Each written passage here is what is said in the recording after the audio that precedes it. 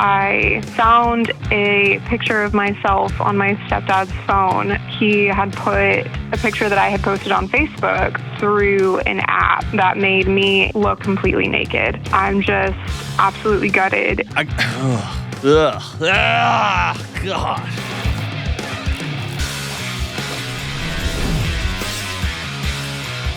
Yo, what's up? This is John with the Dr. John Delony Show, taking your calls from real people all over planet Earth about whatever's going on in your lives, your mental and emotional health, your relationships, whatever you got going on. I'd love to have you on the show. Give me a buzz at 1-844-693-3291 or go to johndelony.com/ask, A-S-K. All right, Raleigh, North Carolina. Let's talk to Renee. What's up, Renee? Hi, nothing much. How are you? I am running a scam called being a YouTuber. What are you doing? Yeah, nothing much. Just enjoying the sunshine out here in Raleigh. Amazing. It's a beautiful part of the world, man. That's fantastic. So what's up? Yeah, I had an unfortunate situation where I found a picture of myself on my stepdad's phone, and he had put a picture that I had posted on Facebook through an app that made me and the friend that was in the picture as well look like we were completely naked. It's my world kind of shattered in that because I don't have a great relationship with my dad, and my stepdad has been in my life for, 10 plus years, and he's really been an answer to prayer for me in so many ways. So I'm just absolutely gutted and shattered, and I don't know what a relationship with him would look like moving forward. I don't know if I want that. I don't know. I feel very heartbroken, very betrayed, very trapped, and very, very stuck. So I'd love any advice that you have.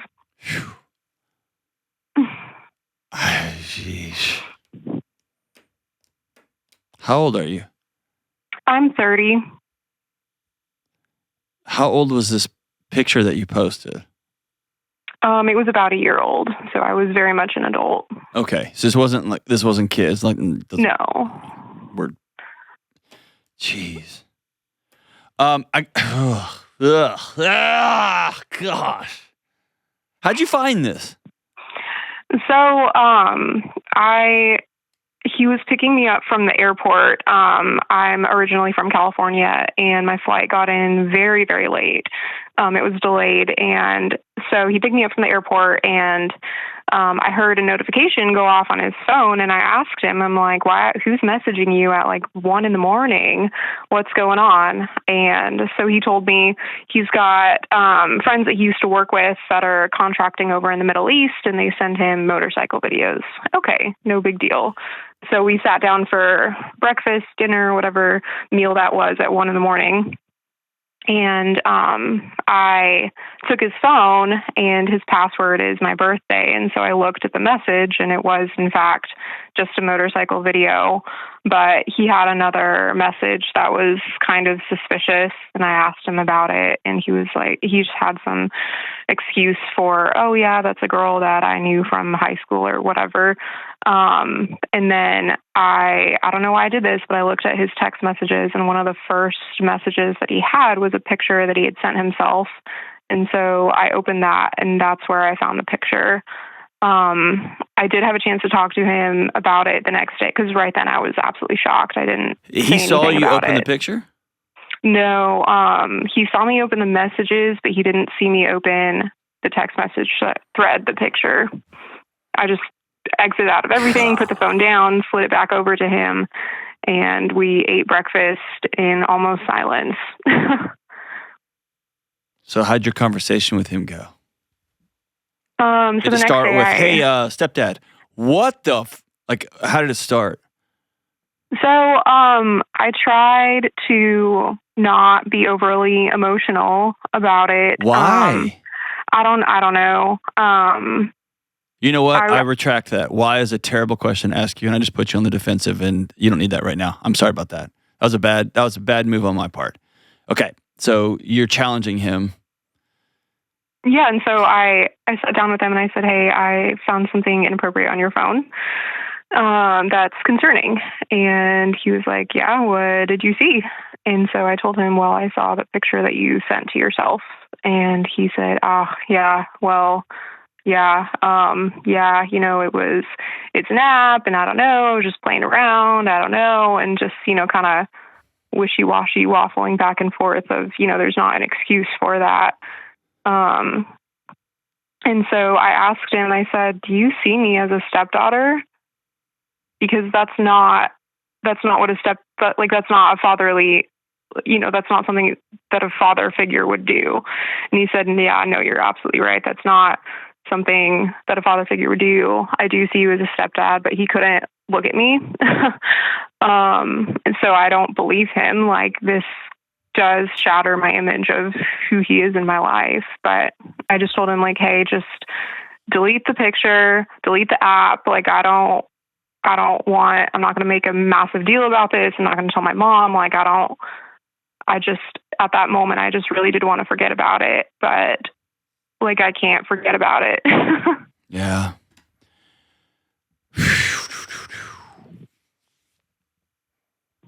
Man. So there's so many layers to this. Do you mind if I think about them out loud? Yeah, Is sure. that okay? So I'm going to go real big picture and then get pretty granular with your situation. So big picture, we're in a new era.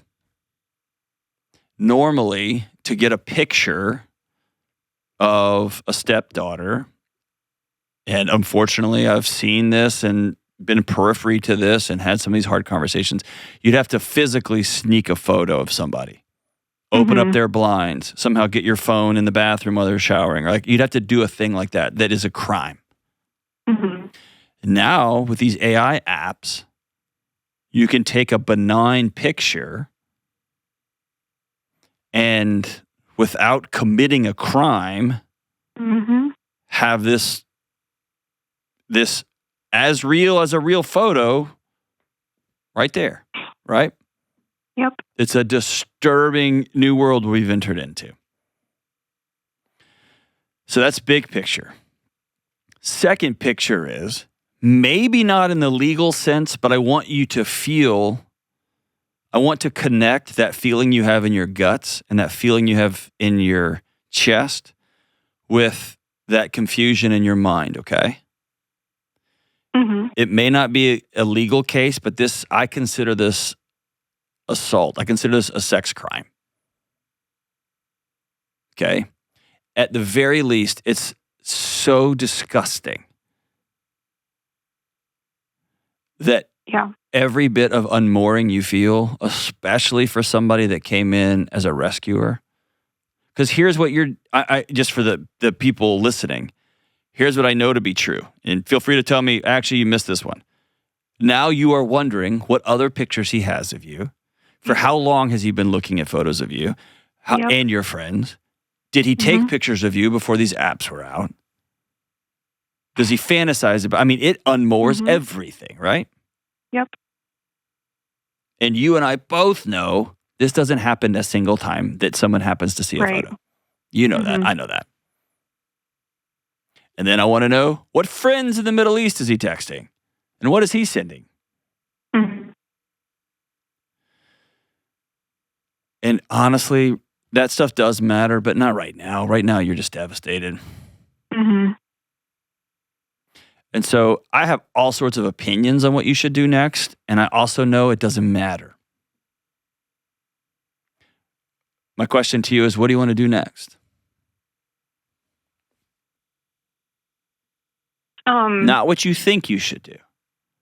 What is your gut telling you is the next right move? I'm so conflicted because part of me, like, I don't want to disqualify all the good that he's done in my life.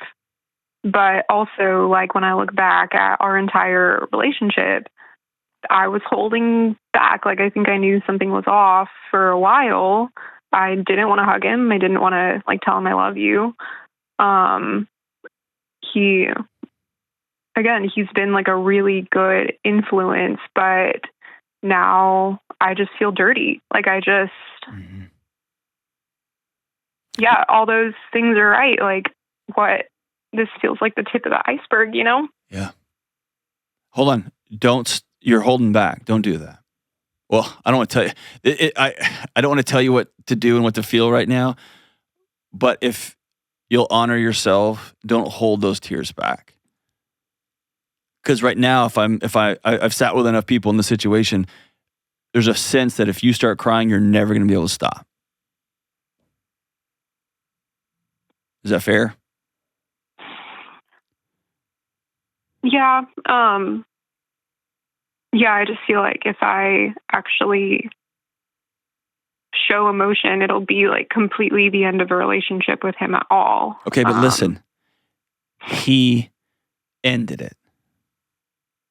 And you have always known. You ever heard of the turkey problem?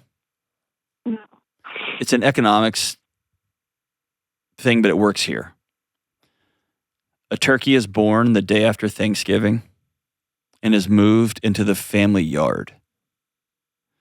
And every day the farmer goes out and pets that turkey and feeds that turkey the best of the best of the best.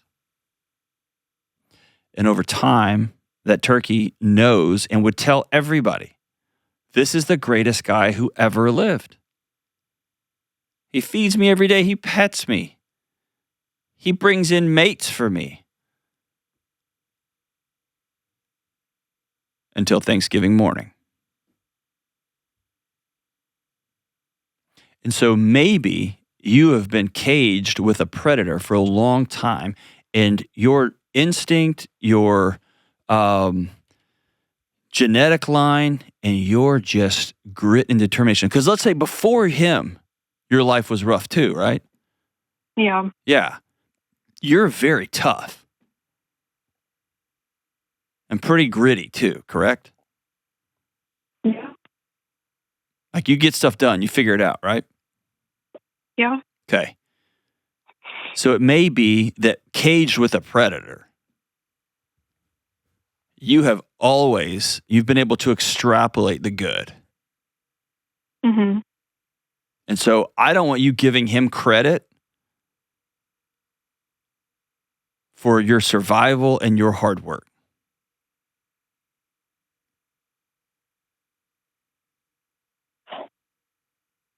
Okay.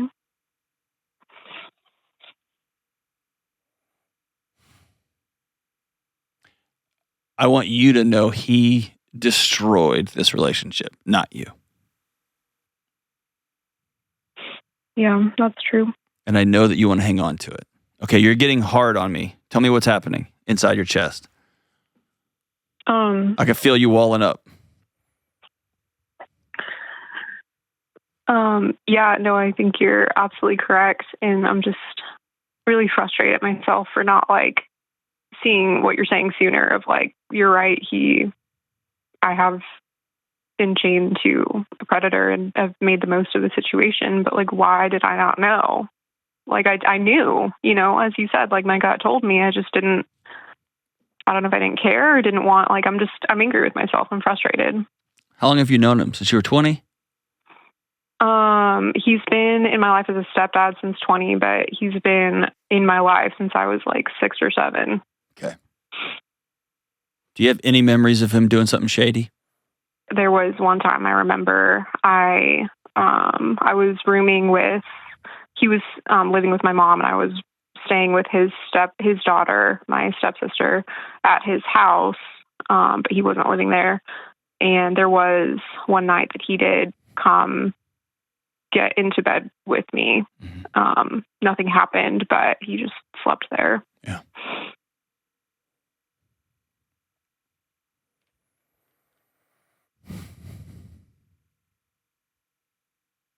I'm sorry. You've been through enough, and you didn't deserve to have another man blow your life up, and I'm sorry. Me too. So can I draw a map for you about what I think might happen down the road here? just so you're not. I'm using it part as teaching for the people listening, but also just for you. If you're not there already, you're going to become overwhelmed with rage for your mom. And you're going to be overcome with rage for him. And you're going to begin to ask yourself, was your whole childhood a lie? What do you not remember? And then there's going to be little GPS pins popping up all over the place. Okay? And then you're going to think about another sleepover when you had a friend over that you're going to think about all that. It's just going to come back in pieces and pieces and pieces until it's like a leak coming from a hot water heater till the whole thing just burst, okay? And so I want you to hear me say you cannot go through this next stage by yourself. It'll kill you. Okay?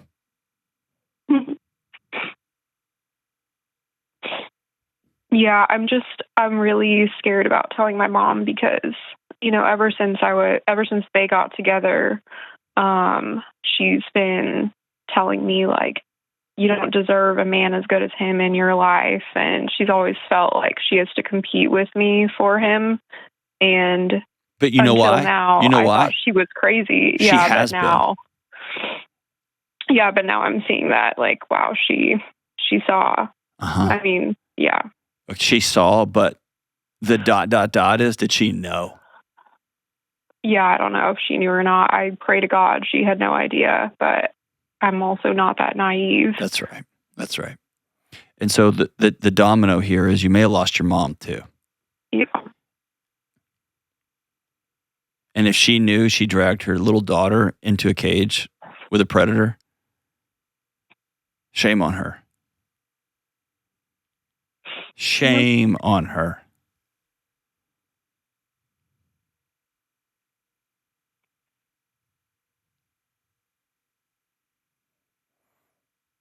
And you can find out with a simple email or a simple phone call. And if she chooses your side immediately, oh my God, she didn't know. And if she says, how dare you talk about this man that was so good, then you know. Mm-hmm. Right? Mm-hmm.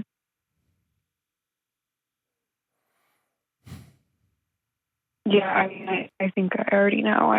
I'm really not wanting to confirm that. Yeah.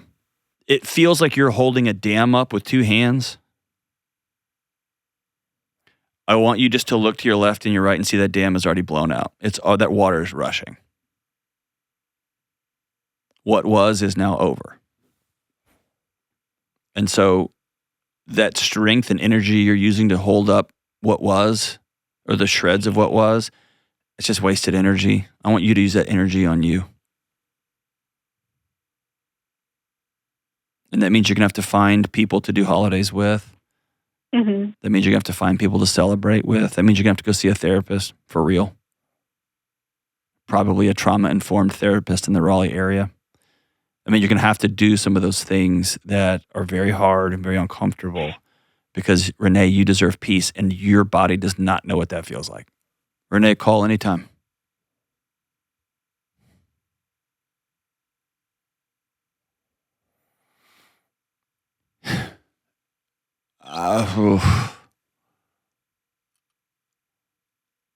Everybody listening, I know everybody listening is probably feeling the same bit of disgust, the shock. Let's burn it down, call everybody. And that's what I want to say too. I want to tell Renee, you need to get on the phone, you need to call everybody, you need to burn it all down, you need to find out who was in the Sunday school class, all those things. And I get that. And also I want everybody to know I've sat with so many Renees in my career, and I'm just so sick to my stomach and heartbroken. But there's a fog and there's a depth of this hurt that is so almost, it's a paralytic. It's so hard. And so the last thing she needs is some other man saying, here's what you got to do. That's not going to help. What she needs is somebody to sit by her and say, I'm not a predator, and I'll sit with you and I'll listen. And I want to encourage you to do the next right thing. I have a feeling that when the fog begins to clear and Renee goes from numb to feeling, that rage will emerge and she'll enact justice across the board. But those will be her calls to make. But Renee, I'm really honored that you sat with me and let me sit with you. All right, when we come back, I talk to a dad who is newly divorced and is really struggling with only seeing his kids half the time. We'll be right back. All right, it's time for a quick word about Delete Me. Does anyone else feel like our digital footprints are starting to feel more like digital trails, leading a whole bunch of creepy people back to us? And now scammers are using phishing attacks, that's phishing with a PH, where they try to trick you into giving them something by pretending to know you. Have you ever got an email or a text or a phone call and the person or the AI bot on the other end sounds like someone who's really looking out for you? With the new technological advancements, really no one is safe anymore. So what are we supposed to do? Start controlling what you can. First, you learn about how to be careful online and offline with your digital footprint, and sign up with Delete Me. I use and recommend Delete Me because they work in the background to reduce my online presence. That way, I don't have to worry about creepy data brokers having my data and then selling it to other people that I don't even know about. Delete Me has reviewed over tens of thousands of sites for me, and they've removed my data from hundreds of them, which has saved me countless hours and a ton of stress. Stop the phishing attacks, the harassment, and the other online threats before they even start, and take control of your digital privacy with Delete Me. Go to joindeleteme.com/Delony for 20% off their annual plan. That comes out to less than $9 a month. Go to joindeleteme.com/Delony. All right, listen, I understand the struggle. You're juggling work, parenting, eating right, and a million other things. You're tired and wired and exhausted, and you're trying to hold it all together. But there are small daily choices that we can all make to feel a little more clear-headed and a little less anxious so we can show up and be steady for the people we love. For me, that includes starting my day with Organifi juices and gummies. Organifi products are great because they don't just support your physical health, they also contribute to mental clarity and emotional balance too. They offer a wide range of organic superfood blends that are really easy to fit into your daily routine, even when you're on the go. You just mix the juices with water and you're ready to rock and roll. I love their green juice in the morning for a great start and their red juice for caffeine-free energy in the morning and in the afternoon. And of course, I love the Shilajit, creatine, and Happy Drops gummies for a delicious take on important nutrients. Good folks, Organifi makes it simple to take proactive steps towards better health. Go to Organifi.com/Delony and use code Delony to save 20% off everything site-wide. That's ORGANIFI, Organifi.com/Delony. Go check them out. Orlando, Florida. Let's talk to Jay. What's up, Jay? Hey, John, how you doing? I'm doing great, brother. What's up with you? Not too much. Just living life, I guess. What's going on, brother? Yeah, so I went through a divorce. That was final last July. My ex-wife, she originally left the marriage coming upon 2 years now. We have two daughters. Right now, they're both they'll be 4 and 8 this year. The thing I'm still struggling a lot with is the fact that we have 50-50 custody, and I'm having a hard time with the fact still of just being separated from my daughters. I still hold a lot of anger towards that part of it. I mean, their mom, she stepped out, she had an affair and all that. And that, okay, I got over it. It is what it is. It happened. But it's just the fact of being separated from my daughters, knowing that they're still so young, and the rest of their childhood, I can only be a part of their lives 50% of the time. Yeah. So I don't want to live with this kind of feeling that pit in my stomach the rest of my life. I want to get to a place where I can be okay. But it's been a couple of years now, and I still hold that anger and just that feeling that pit in my stomach that I just can't seem to get over. Man, I got two things off the top of my head here, but I'm going to go backwards. The first thing is, I'll just sit with you for a second, man. I don't know how you do it. I don't know how anybody who splits custody does it. Because my life's just not complete when my kids aren't around. You know what I mean? Yeah. And they drive me crazy, and we get on each other's nerves, and it's loud and messy, but dude, my life's not complete. So, dude, I'm sitting here with you just as a fellow dad. I can't imagine that kind of pain. I can't imagine that pain. Right. And then you throw in, is she dating again? Probably. Yeah, she's with the guy that she had an affair with. Okay. Yeah, basically as soon as she left, she moved right in with him. Okay. My girls didn't know this guy. And I guess to kind of throw another layer onto that is, how do I even get okay with another guy being kind of another father figure in their lives? Yeah. I struggle with that too. Well, let's get... Tell me, it's just... Go ahead. I'm sorry. I was just going to say, going over the last 2 years, people say it's just a new normal. You get used to it, but there's nothing no more about it. So it's like, how do you get used to something like that? All right, here's the first thing that is just sitting on my chest, and I want to say it, and tell me if I'm wrong, okay? Okay. The pain that you feel for missing your daughters, dude, that's visceral. And just like I said, as a dad, I can't wrap my head around how painful that would be. But I don't think that's where your anger comes from. Okay. The way you've mentioned this a few times, I think your anger is in a laser beam on your ex-wife. I still think you can't figure out what you did wrong that she left you. I still think you're back there 2 years ago going, you cheated on me? Like, what? Mm-hmm. And so you're living with the reality that you don't get to see your daughters half the time. Can't imagine that. But I think the source, the epicenter of your hurt is that you still haven't metabolized the fact that your marriage is over. Mm-hmm. Like you're still living in that marriage. And she still controls your thoughts. She still is one of the first people you think of during the day when you wake up. Like you're so angry. Yeah. And you're stuck in the grief that she blew up y'all's life. Yeah. And until you grieve, brother, that your marriage period at the end of it is over, it's just you're gonna constantly have a nuclear reactor in the middle of your chest. And you can then go around and cast stories on other situations in your life, other pain points, not getting to see your daughters, this scumbag who hooked up with a married woman and then now she's with him, right? You can cast other people in your life as the villains, and there's truth to that. But I think the real hurt here, man, is you haven't gone through the full grief cycle of you lost your marriage. You never considered yourself to be a single dad. You never considered you would have to say, "Hi, I'm Jay. I'm divorced." Mm-hmm. Does that ring true? Tell me if I'm out to lunch, man. No, I think you're hitting it on the head pretty well there.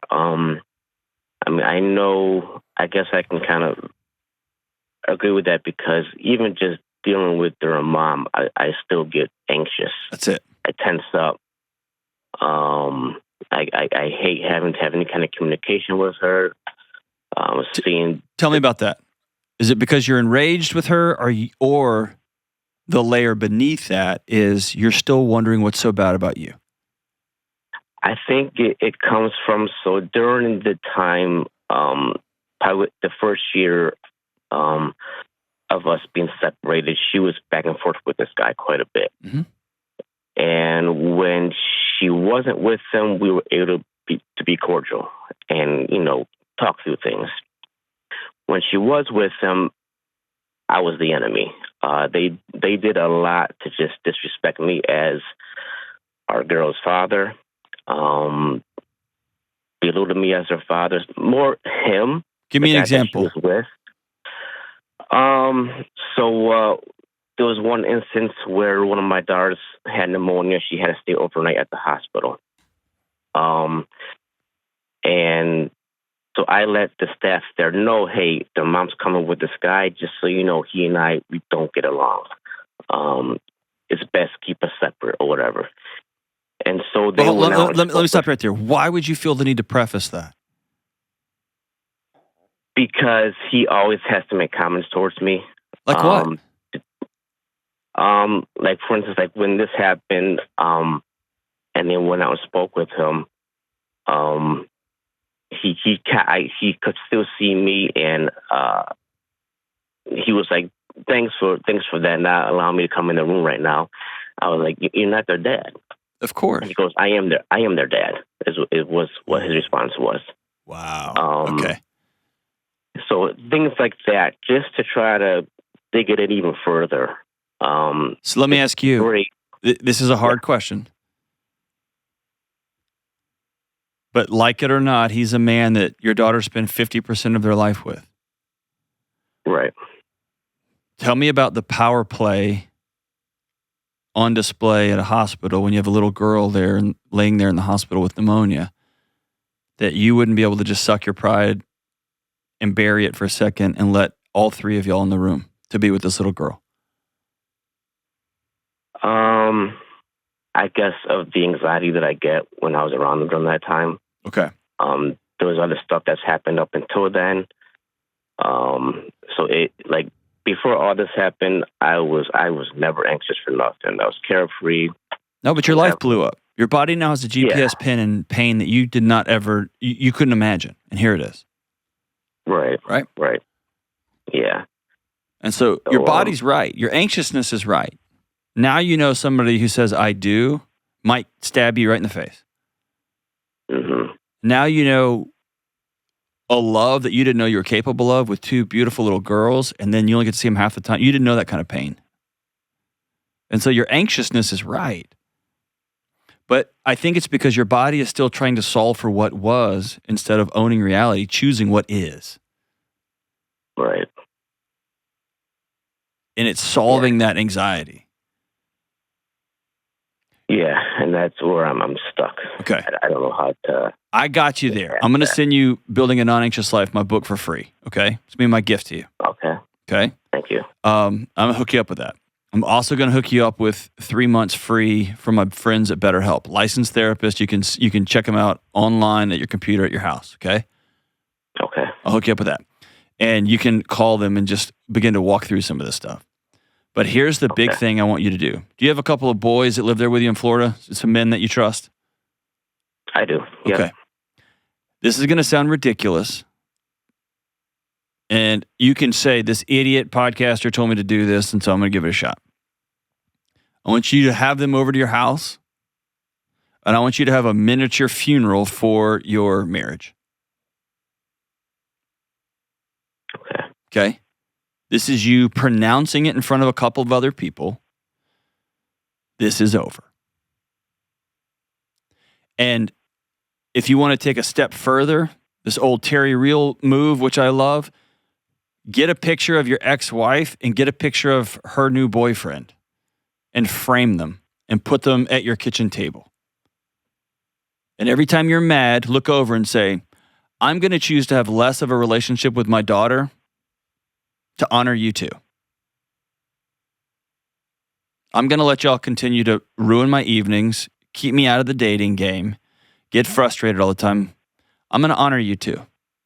And then really quickly, you're going to see how ridiculous that is. Mm-hmm. Right? Or keep a picture of your ex-wife up just at the dinner table in a small little frame.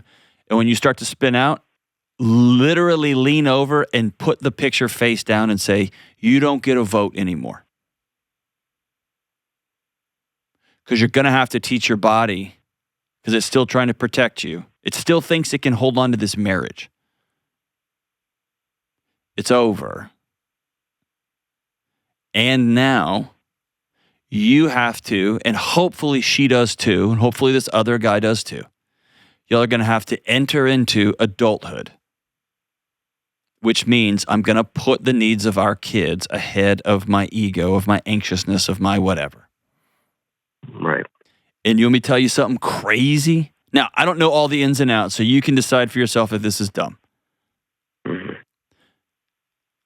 But if you were to call this guy and say, hey, you mind grabbing a cup of coffee with me? And saying, at the hospital, I was wrong. I know you see her 50% of the time. I'm their dad. It makes me uncomfortable when you say that. I don't like it. I'm their dad. But also, I know you care about my daughters too. Mm-hmm. And that won't happen again. If they go to the hospital, we're all going to be there because we're the 3 adults in their life. Like it or not, that's the way this is. Right. And that olive branch, he may take that olive branch from you and stab you with it. Maybe. Or he may take that olive branch from you and just exhale. And if you say, I want to do what's best for these girls. Right. And so I want to trust you. I got to know your name. You got to be able to text me and say, hey, 8-year-old just started her period when she was 12 and mom's struggling with it. Just know. We got to be able to text each other. Or some boys around here, trying to talk to her. Just FYI, like, y'all got to be able to do that for her. Right. And he may tell you to go to hell, dude. But at least I did the right adult thing for my kids. Yeah. I've actually had thoughts about just saying to him, hey, let's bury the hatchet. What happened. And kind of move on from there. But if you've been an anxious mess fighting the whole way, and by the way, he only has an earful of how evil you are and how dumb you are from her. Right. And she has shown the world what kind of character and integrity she has. None, right? Right. And so you've dated people in the past who was like, my ex-boyfriend was this and this and this. Maybe you got one side of that story. And so calling him and saying, hey, let's bury the hatchet, that's a step. A better path towards connecting, because this guy's going to be in your kid's life a lot, is starting with, hey, I was wrong. I messed this up. Right. And if you get to a point in that conversation, you can say, bro, you slept with my wife. Like, of course this is hard. Right? Yeah. I mean, it's just putting it on the table. He knows it. You know it. Not saying it doesn't make it go away. And then maybe putting it out there, hey, only seeing my girls 50% of the time is like guts me. But you're not able to move to sad yet because you're still so mad. And you're still so mad because I think you're still hanging on to this marriage in a weird way. Right. Yeah. I mean, I do feel like if she was trying to come back, I wouldn't. You think about it. Yeah, I only say that because she, within the first 9 months of her being back with this guy, I took her back twice. Yeah. Out of about 6 or 7 times. And only for her to take off again. Yeah. And so no, I told myself, I would never do that. And just seeing how heartbroken my older daughter was when she did it again, yeah. I was like, I never put them. That's right. That's right. And I mean, I can't tell you whether to take her back or not. My gut says, I don't know why you would. But a lot of that, even that circular thinking, that circular conversation is because you haven't fully ended it yet. And to you, she's still like a prodigal wife. You still are waiting for her to come home every night. And even though you're like, oh, I'm not going to take her back, but you kind of wish you would, right? So it's just metabolizing. This thing happened and that marriage is over. Even if y'all got back together someday, y'all are building a totally new thing. A new thing that she may leave. She may sleep with one of your friends. She may, who knows, right? And you may turn into an anxious wreck and let your ego speak for you. So all this to say is get a couple of friends over and let's exhale on this marriage. And let's make a conscious decision, and it's going to take some practice, 60, 90, 120 days, 2, 3, 4 months. She doesn't get a vote. I'm not waking up thinking about her every minute of every day. I'm just not. I'm going to call this other man who's 50% of my daughter's waking moments are with him.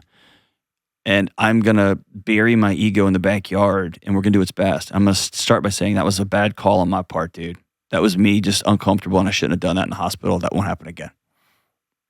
And please understand, I'm trying my best to navigate this with you. You slept with my wife, for crying out loud. It's hard for me, but I'm doing the best thing for these girls. And we got to be able to text back and forth for their sake, because they need one continuous stream. And is this pie in the sky? Of course it is. If most people could be this emotionally mature, they wouldn't get divorced in the first place. But here we are. And all we can do is the next right thing. And for you, I think the next right thing is grieving this marriage and then taking that next step forward. Thanks for the call, my brother. I'm really grateful. Holler at me if y'all have that call. That would be rad. And by the way, you know what I've never had on the show? I've never had a bio dad and a stepdad call together and say, how do we best honor these kids? I'll take that call every single day. So if y'all want to do that, that would be amazing. Reach out to Kelly and we would make that one happen, my brother. That'd be cool. Also know that's probably not going to happen, but man, I would love for it to. When we come back, we talk to a woman who's trying to figure out with her teenage son about sleepovers. Stay tuned. All right, let's talk about Cozy Earth. Y'all have all heard me say, I love sleeping in a cold, cold room, and my wife would prefer to sleep under one of those hot dog heat lamps at the baseball stadium. This is one of the many reasons why we both love our Cozy Earth sheets. Cozy Earth sheets help us each sleep at the perfect temperature, and they're soft, and they're breathable, and they keep us comfortable all night long. And because I want all of you to sleep great every night, you should all know that not all sheets are created equal. I had no idea. Just like everything else, there's a range of quality, from terrible sheets that feel like you're sleeping on an old paper towel to amazing sheets that make getting into bed feel great. Cozy Earth crafts their sheets out of viscose from bamboo. These are special fabrics and fibers that are amazing at regulating temperature and wicking moisture away while you sleep. You just have to experience how soft their sheets are to fully understand the difference. Plus, Cozy Earth goes to great lengths to verify their materials are responsibly sourced, so you can feel good about how you sleep and how your sheets are made. And remember, Cozy Earth's Spring into Comfort sale is happening right now with exclusive savings for you watching or listening to the show. 40% off all products. That's 40% off. Visit CozyEarth.com/Delony and use code Delony for 40% off. That's COZY. CozyEarth.com/Delony. All right, let's go out to Boise, Idaho and talk to Annie. What's up, Annie? Oh, not much. How are you? I'm doing great. What's going on in your world? Good. Well, not much. Some advice from you. You got it. What's up? All right. So how can we manage our son's frustration while standing firm on our no sleepover rule? No sleepover rule. Okay, how old's your son? He is 12, Okay. Almost 13. So I want to applaud your stance on no sleepovers. There's literature that exists about the increased sexual predator, like just madness. There's also, anecdotally, I just can't tell you the number of people who had incidents at sleepovers. Mm-hmm. Like our team was talking before this call just about sleepovers, and everybody's got stories. All of us, right? Yep. So I'm 100% behind you. I think no sleepover rule is fantastic. And we'll get into a little bit of the downstream stuff, but I want to answer your big question up front. You cannot manage the frustration of a 12-year-old. You can't. And to try to do that is futile. What you can say every single day of his life is, my job is to keep you safe and my job is to love you. Yeah. And that comes with some of these hard decisions. And I always give my kids permission to tell their friends that their dad's a moron, outdated idiot. I don't need him.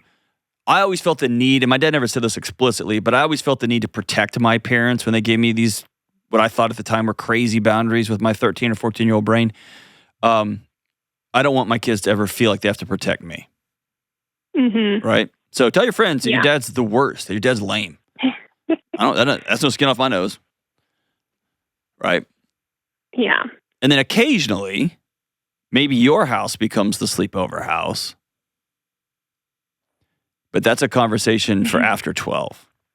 Yeah. Yeah. We've had those conversations where we are totally open to the sleepovers at our house, but that kind of makes me feel a little hypocritical with because it's not, parents. because the concept isn't sleepover.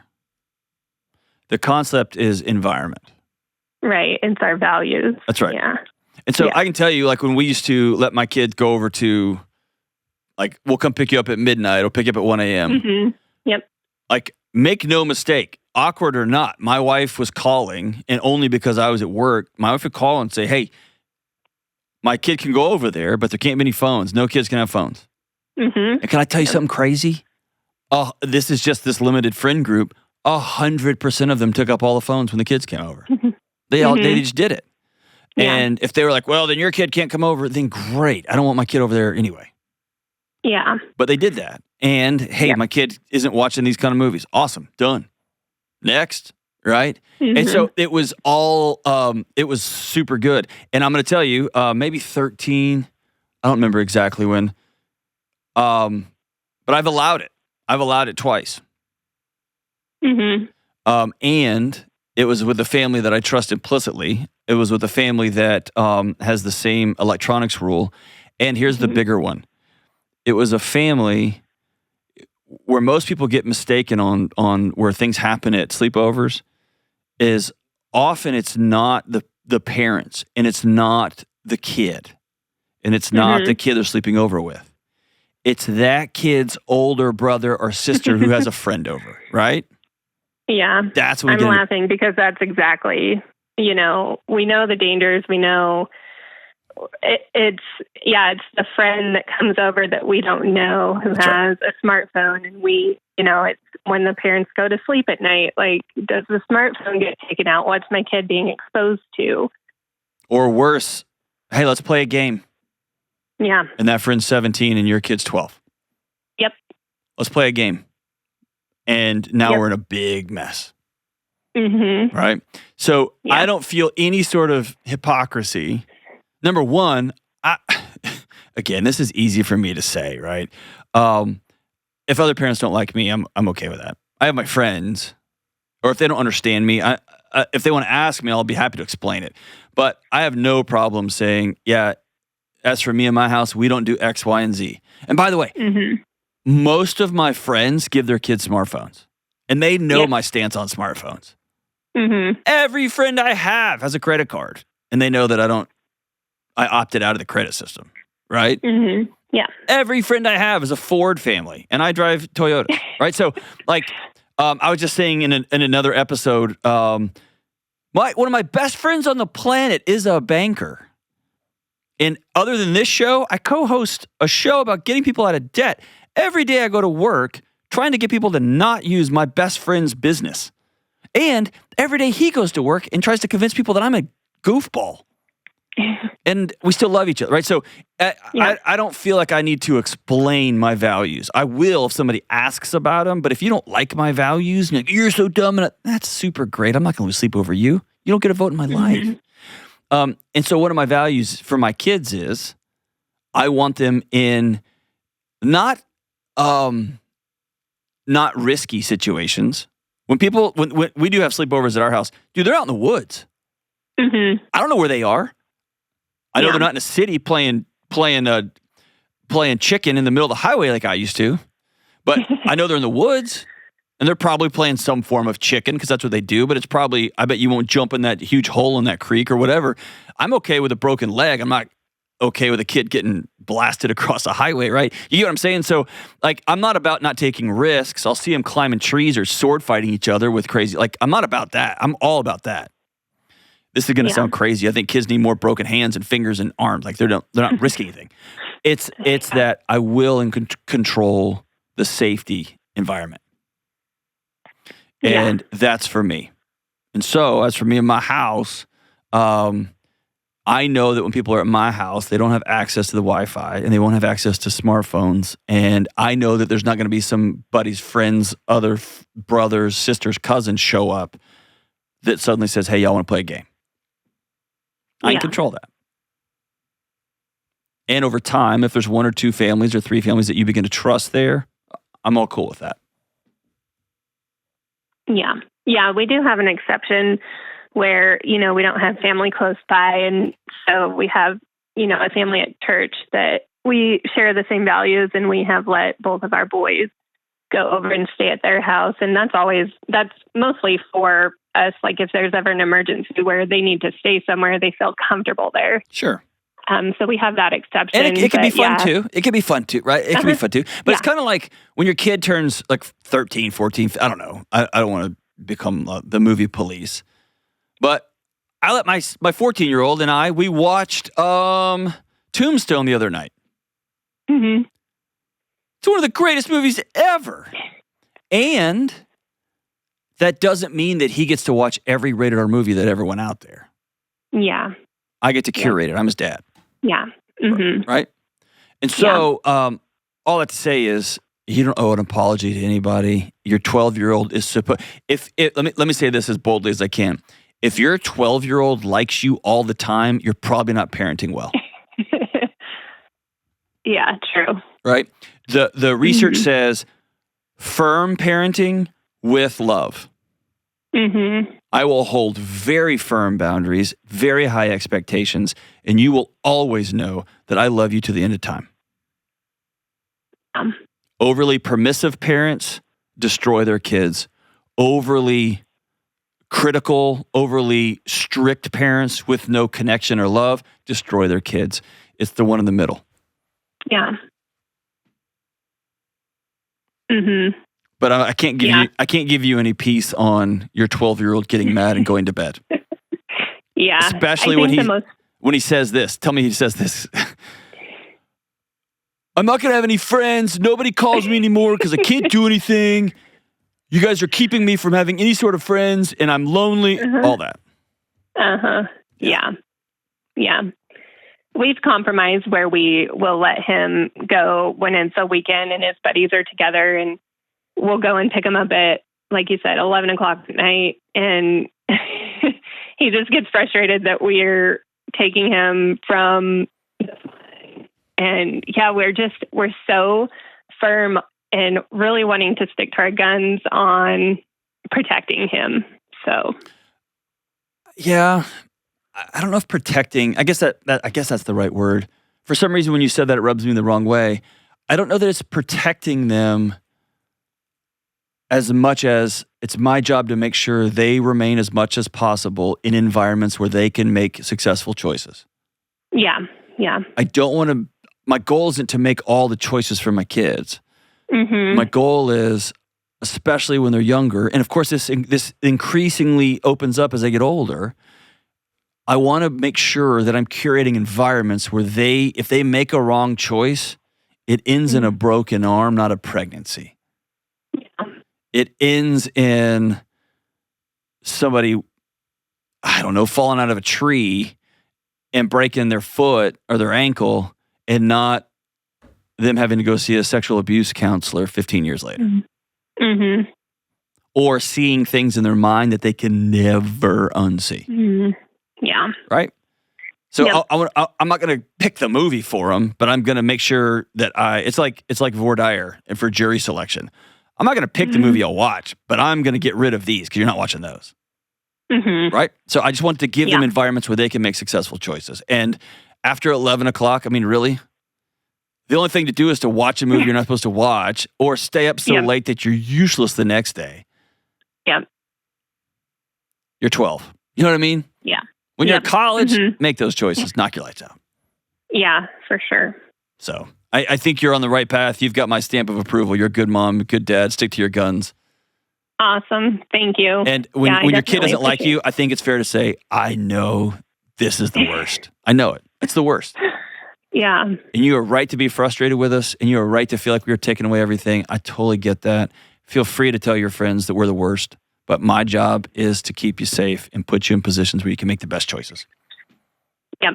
I like that. You don't love me. You're okay. Right? Okay. Yeah. And I'll leave you with this. I won't say which kid, because I think both my kids are getting old enough now where their friends are like, is your dad on? Right. But my wife and I took a long walk the other night.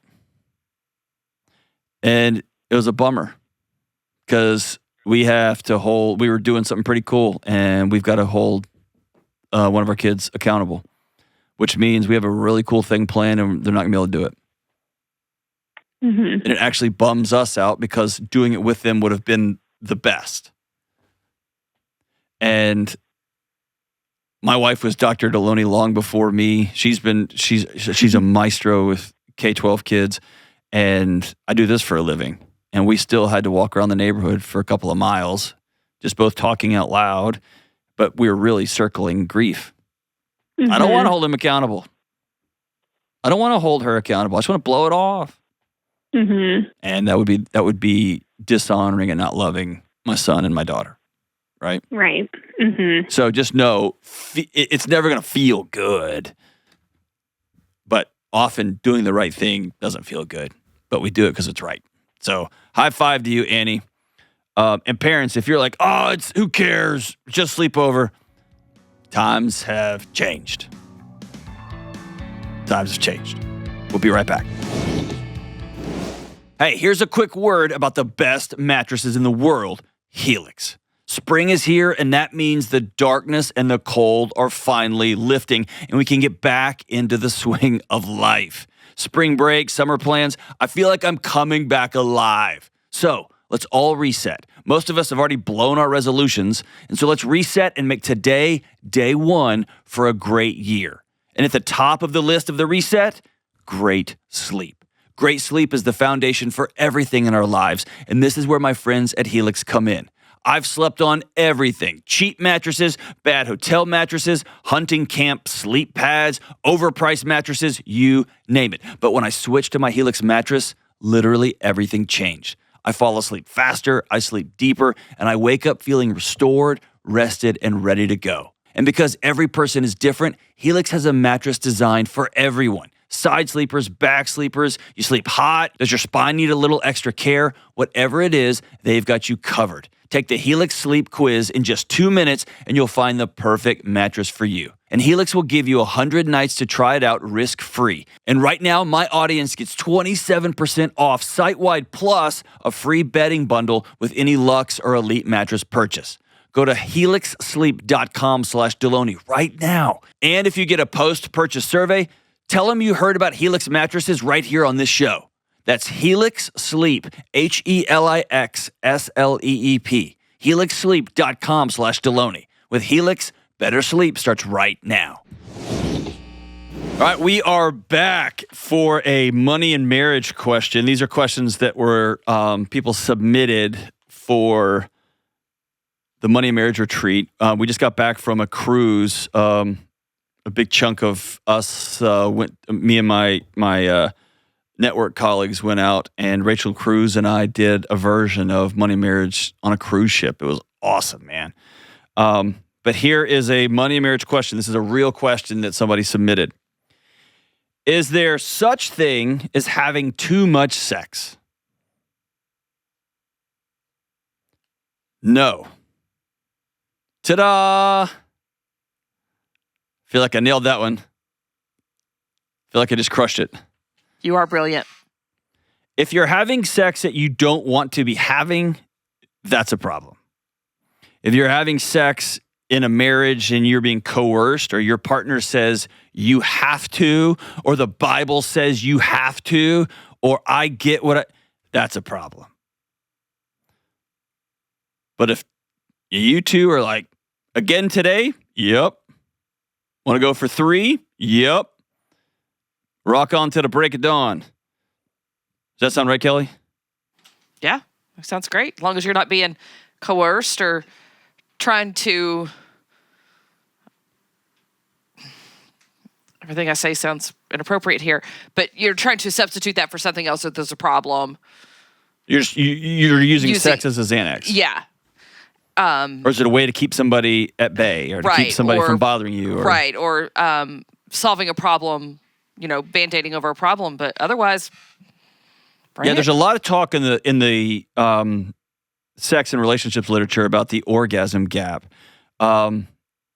that I think it's 40% for women and 90% or something higher for men. I haven't looked at it in a minute, but whenever I teach this, I always go back to, if you ate at a restaurant and it was only good 40% of the time, you would not look forward to going. 6 out of 10 times the restaurant wasn't good, you wouldn't go. If the restaurant was great 90% of the time and it was fine that other time, you would go all the time.